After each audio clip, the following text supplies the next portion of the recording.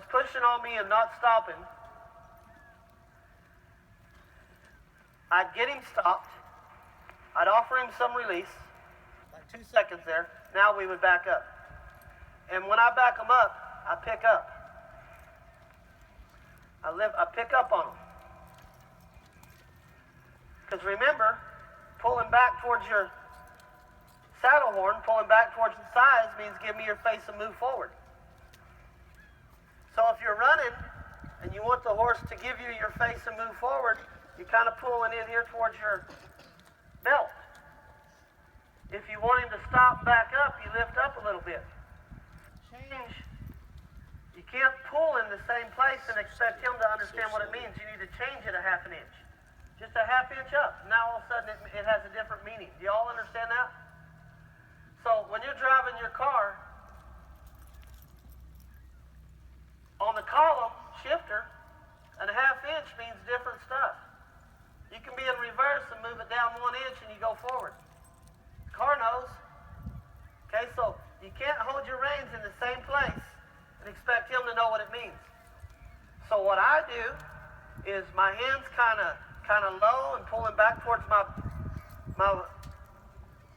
thigh. This means give me your face and move forward.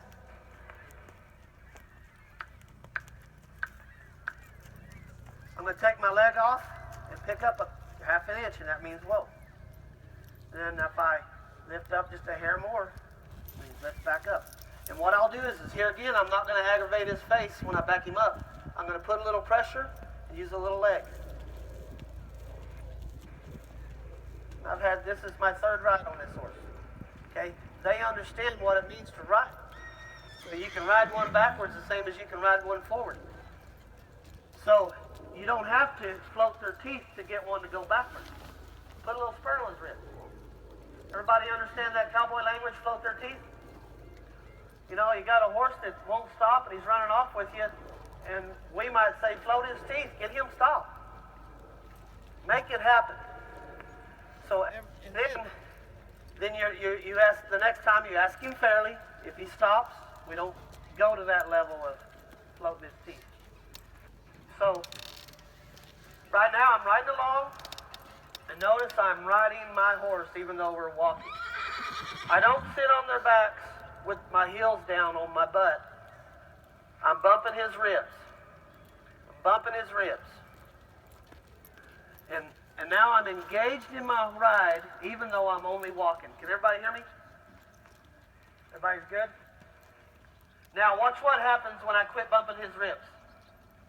Did y'all see that? When I quit bumping my horse's ribs, we just idled to a stop. And I didn't even have to pull on his face. I just quit riding. So, if you're sitting up there just sitting, and you're expecting the horse to understand what you want, he's got a lot of times they understand that. They know they're going to turn the top barrel and run home. They understand that. I turn the top barrel and ride my horse home. That way, if I need them to speed up, I just ride a little harder. If I need them to slow down, I ride a little less. Everybody understand that? So, it starts right here on this bending exercise. We're picking up on the left rein. We're using our left leg, and we're squeezing his ribs a little bit. A little squeeze, little release.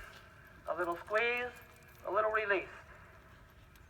Now watch what happens if I quit squeezing my leg, but hold the rein. He stops. Okay, I'm going to go to the right now. Squeeze his ribs. I kind of bump him along here, bump him along. Now I'm going to stop squeezing and bumping. Let him stop. There we go. Right here at a walk, I'm teaching my horse what it means to rate. Is everybody familiar with that term? All right, so this seems like such a simple exercise, but we're actually accomplishing a lot. We're teaching our horse to recognize our leg, only move at the speed that we're bumping him with, stay soft in his face, give his face, break his pole, be soft and round and move forward, and if we take our leg off, he stops. So he's learning a lot of stuff. It seems like just a simple bending exercise, but here we can actually teach our horse to rate at the same time.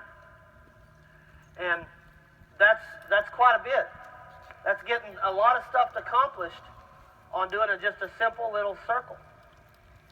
Now, 2 reins, 2 hands, give me your face. Give me your face.